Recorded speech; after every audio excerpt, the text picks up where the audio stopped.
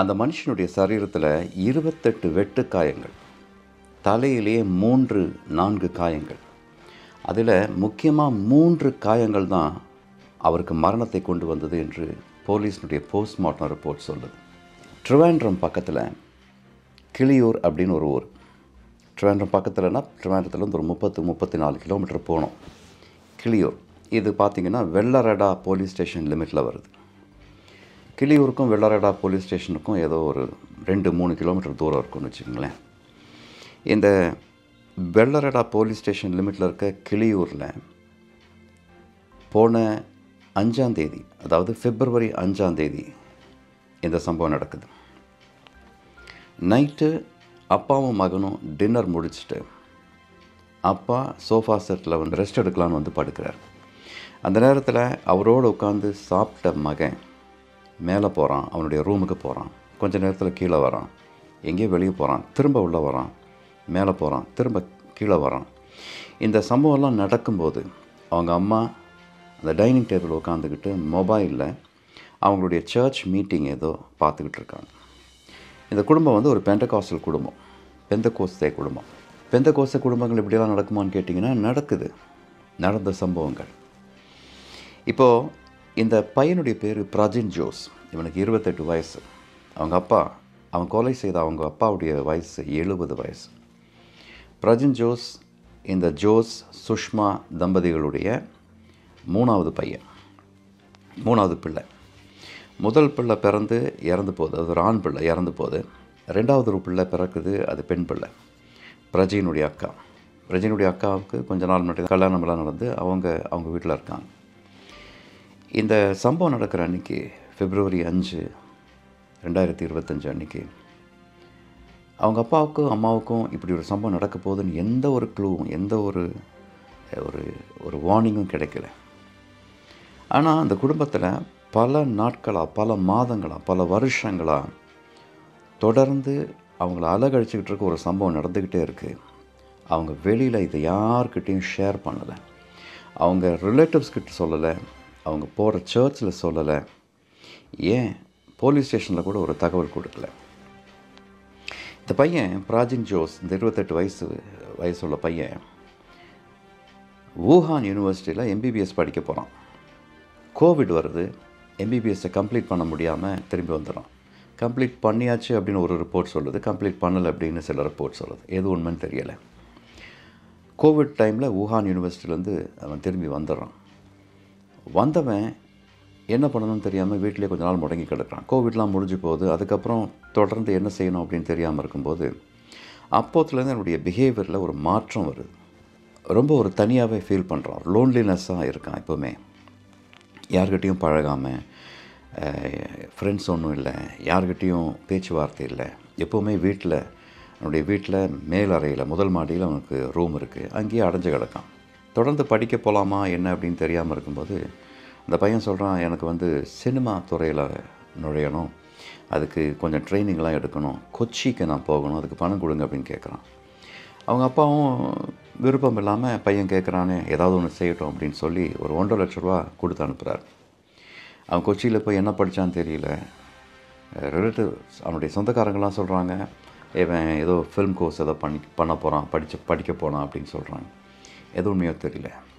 திரும்பி வந்த பிறகு அவங்க அம்மா சுஷ்மா சொல்கிறாங்க, திரும்பி வந்த பிறகு தான் அவனுடைய சுபாவத்தில் ரொம்ப ரொம்ப மாற்றம் ஏற்படுது.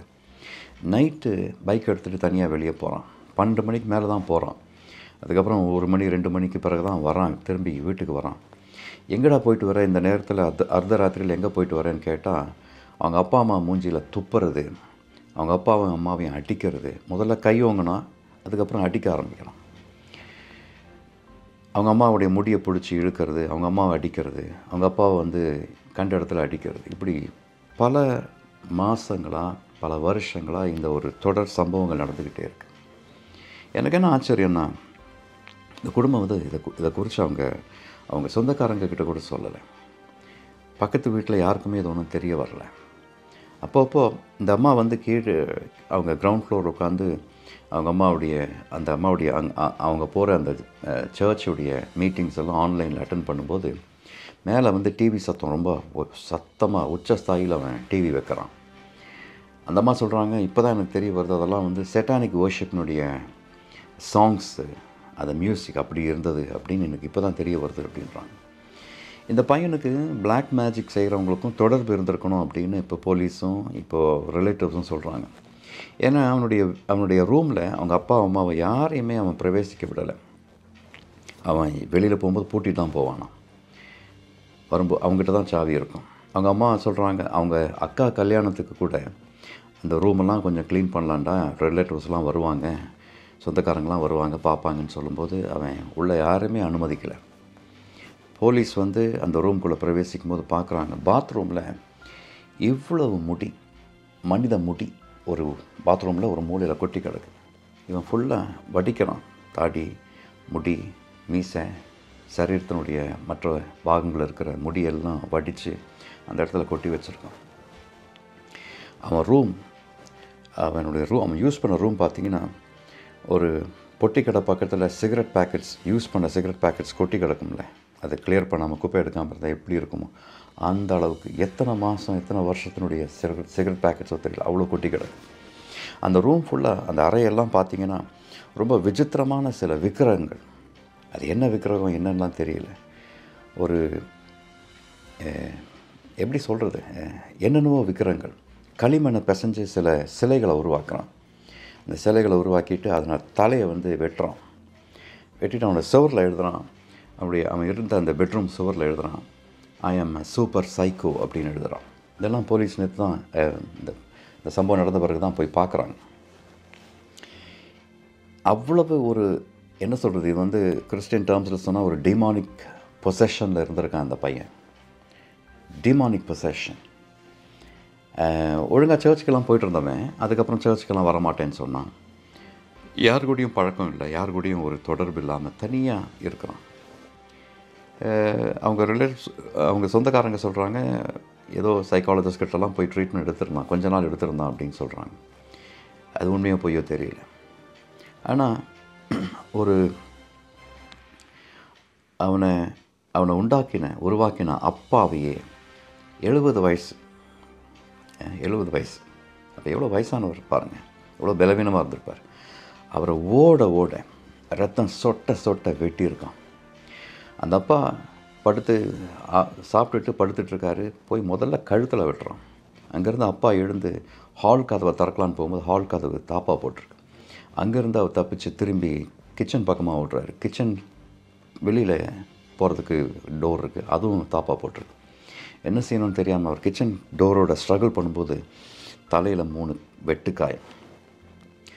அவங்க அம்மா கடைசியில் அந்த கிச்சன் டோரை திறந்து வெளியில் ஓடிருக்காங்க. பைத்தியக்காரி மாதிரி போய் ரோட்டில், அவங்க மெயின் ரோடு, அவங்க போனாவே அந்த ரோட்லேயே வந்து பரபரப்பான டிராஃபிக் போகிற இடம், அங்கே போய் நின்று போகிற வர வாகன ஓட்டிகள் கிட்டலாம் சொல்கிறாங்க, காப்பாற்றுங்க, யாராவது காப்பாற்றுங்க, இங்கே பெரிய கொலை நடக்குது அப்படின்னு கத்துறாங்க. யாருமே நிற்கலை.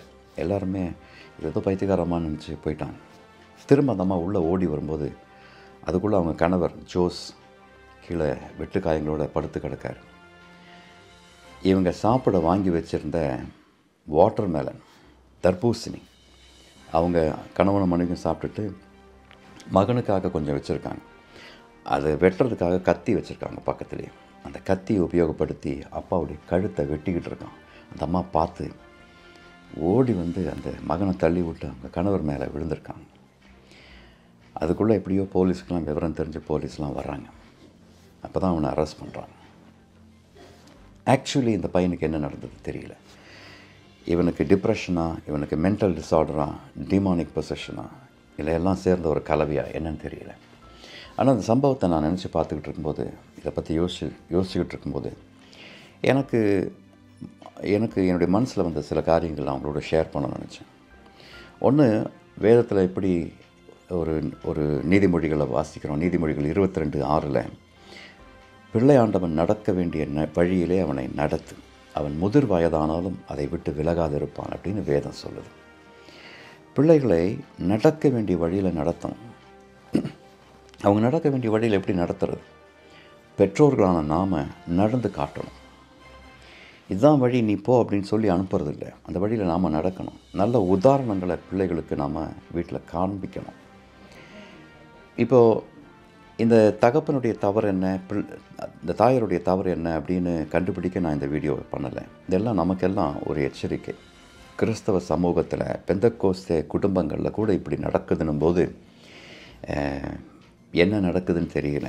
ஆவிக்குரிய வாழ்க்கை வாழ்கிறோம் அப்படின்னு சொல்கிறவங்களுடைய வீட்டில் இப்படிப்பட்ட சாத்தானுடைய விளையாட்டங்கள், சாத்தானுடைய பெரிய போராட்டங்கள் நடக்கும் பொழுது என்ன செய்யணும் அப்படின்னு நமக்கு தெரியாமல் இருக்கும். ஆண்டவராகிய இயேசு கிறிஸ்துனுடைய சர்வாயுத வர்க்கத்தை தரித்து கொள்ளணும். வீட்டில் குடும்ப ஜெபம் இருக்கணும்.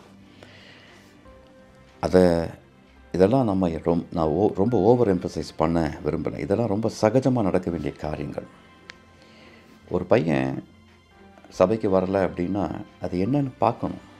ஏன் சபைக்கு வரலை, சபையில் அவனுக்கு என்ன பிரச்சனை, சபையில் யாரையும் ஃபேஸ் பண்ண கஷ்டப்படுறானா, அதை நம்ம கண்டுபிடிக்கணும். பெற்றோர்கள் கண்டுபிடிக்கணும்.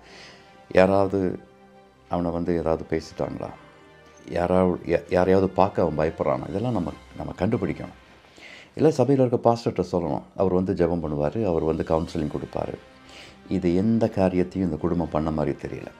இல்லை அட்லீஸ்ட் வீட்டில் அவங்களுடைய ரிலேட்டிவ்ஸ் கிட்டையாவது இதை சொல்லியிருக்கணும். இந்த மாதிரிலாம் இருக்குப்பா, பையன் இப்படி இருக்கான், தம்பி எப்படி இருக்கான், இப்படி போயிட்டுருக்கான் அப்படின்னு சொன்னால் அவங்களாவது வேண்டியது செஞ்சுருக்கலாம். கிட்டத்தட்ட எல்லா நாளும் அடி வாங்கியிருக்காங்க. இந்த அப்பாவும் அம்மாவும் பையனுடைய அடி வாங்கியிருக்காங்க.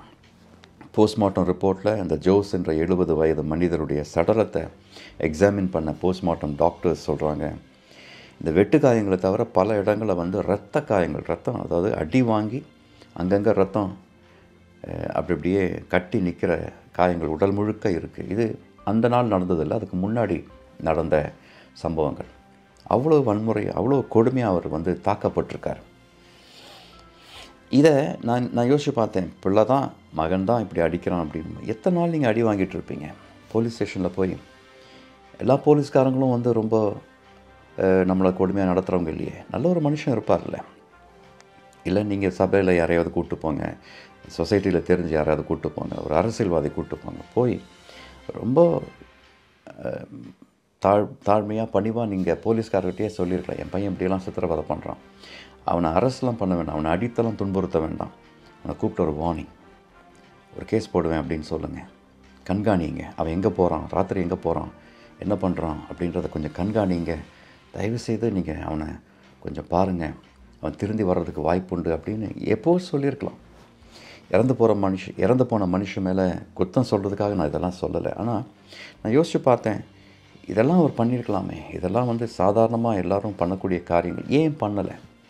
என் குடும்பத்தில் நடந்த ஒரு இப்படிப்பட்ட ஒரு காரியம் நடக்குது, இது வெளியில் தெரிஞ்சால் எனக்கு அவமானம் அப்படின்னு நினச்சி இதை அப்படியே மூடி வைக்கிறாங்க. எனக்கு பிரியமானவர்களே, இதுதான் நடந்த சம்பவம் தான் அவமானம். இந்த சம்பவங்கள் நடக்காமலே இருந்திருக்கலாம். சமயோசிதமான தீர்மானங்கள், ஞானமான முடிவுகள் நாம் எடுத்திருந்தா, இந்த குடும்பம் எடுத்திருந்தா, இது போன்ற காரியங்கள் நடக்காமல் கூட போயிருக்கலாம். இவர் இறந்திருக்கவே வேண்டாம். இந்த பையன் இப்போ ஜெயிலில் போயிருக்க வேண்டாம், கஸ்டோடியல் ரிமாண்டில் போயிருக்க வேண்டாம். அவருடைய எதிர்காலம் என்னாச்சு, போச்சு. பாருங்கள், அவங்க அம்மா சொல்கிறாங்க, அவன் ஜெயிலேருந்து வெளியே வந்தான் என்னையும் கொண்டு போட்டுருவான் அப்படின்னு அந்த அம்மா, பெத்த அம்மா கண்ணீரோடு சொல்கிறாங்க. எவ்வளோ கொடுமையான காரியம் பாருங்கள். இந்த சம்பவத்தில் இன்னொரு விஷயம் சொல்லணும்னு நான் ஆசைப்பட்றேன். அது என்னென்னா, நீங்களும் நானும் ஆக முடியாத காரியங்கள் நம்ம பிள்ளைகள் கண்டிப்பாக அச்சீவ் பண்ணணும் அப்படின்னு நம்ம நினைக்கிறதே தவறு. நீங்கள் டாக்டர் ஆகணும்னு நினச்சிருக்கலாம், முடியாமல் போயிருக்கலாம். வலுக்கட்டாயமாக உங்கள் பிள்ளை, உங்கள் மக டாக்டரே ஆகணும் அப்படின்னு சொல்லி அவங்கள ஃபோர்ஸ் பண்ணுறது தவறு. இந்த உலகத்தில் டாக்டர்ஸ், இன்ஜினியர்ஸ் மட்டும்தான் நல்லா சம்பாதிக்கிறாங்களா? இல்லையே. பிஸ்னஸ் பண்ணலாமே. அவன் அட்லீஸ்ட் எம்பிபிஎஸ் போய் படிச்சிருக்கான், டோட்டலி இல்லிட்ரேட் கிடையாது. இந்த இறந்து போன ஜோஸ்ன்றவர் அவரோட வீட்டோடு சேர்ந்து ஒரு ஹார்ட்வேர் ஸ்டோர் நடத்திட்டு இருந்திருக்கார். அதில் தன்னுடைய மகனை ஈடுபடுத்தியிருக்கலாம். நீ வாடா, நான் இல்லாதப்போ கடையில் உட்காரு, இல்லை நான் இருக்கும்போதே கடையில் உட்காரு அப்படின்னு சொல்லி அவனுக்கு ஏதோ ஒரு சம்பளம் கொடுத்துருக்கலாம், அவனுக்கு ஏதோ ஒரு வருமானம் உண்டாக்கி கொடுத்துருக்கலாம். இல்லை அந்த கடையை அவனை பார்க்க சொல்லியிருக்கலாம். இவர் பின்னாடி இருந்து கண்காணிச்சிருக்கலாம், நல்லா நடத்துகிறானா, நஷ்டம் வராமல் பார்த்துக்கிறானா, எல்லாம் கண்காணிச்சிருக்கலாம். மொத்தமாக கண்ட்ரோலில் கொடுக்க வேண்டாம், ஆனால் கூட இருந்திருக்கலாம்.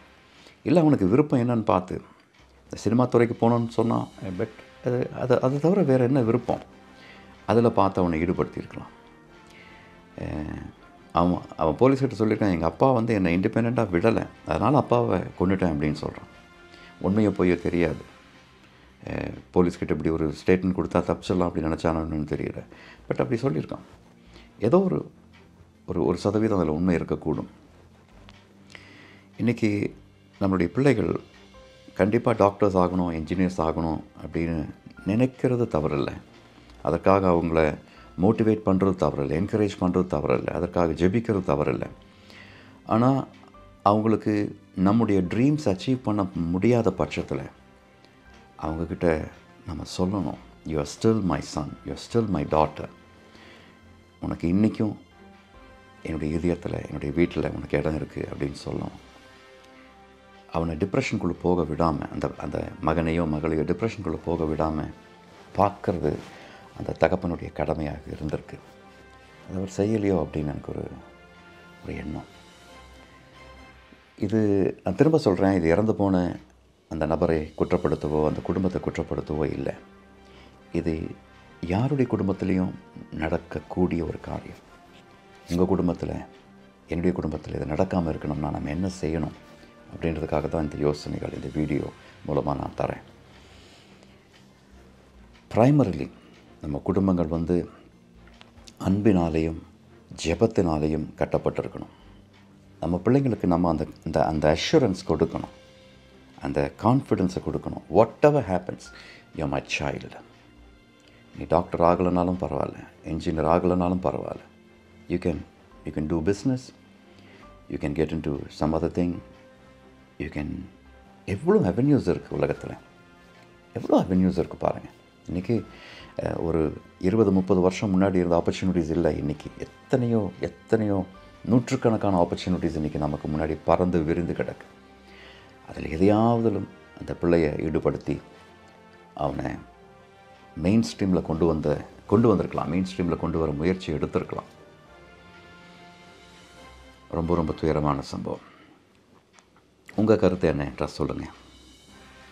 இந்த சம்பவத்தை குறித்து நீங்கள் கேள்விப்பட்டீங்கன்னா, ஏற்கனவே கேள்விப்பட்டு என்னுடைய வீடியோ உங்களுக்கு ரெண்டாவது ஒரு அஃபர்மேஷனாக வந்திருந்தா தயவு செஞ்சு கமெண்ட்டில் சொல்லுங்கள். What to you feel about this incident? இது மாதிரி காரியங்கள் நடக்காமல் இருக்க கிறிஸ்தவர்களான நாம், ஆவிக்குரியவர்களான நாம் என்னென்ன முயற்சி எடுக்கலாம், பெற்றோர்கள் என்ன செய்யலாம், பிள்ளைகளை எப்படி நடத்தலாம் அப்படின்ற உங்கள் ஆலோசனையும் கொடுங்க. வீடியோ பார்க்குறவங்கள நல்ல ஒரு சதவீதம் கமெண்ட்ஸும் படிக்கிறாங்க. தயவு செஞ்சு உங்களுடைய ஆக்கப்பூர்வமான க்ரியேட்டிவ் கமெண்ட்ஸை, ரொம்ப இன்ஸ்ட்ரக்டிவ் அண்ட் கன்ஸ்ட்ரக்டிவ் கமெண்ட்ஸை கீழே பதிவு பண்ணுங்கள். I'll be very happy to publish them. God bless you.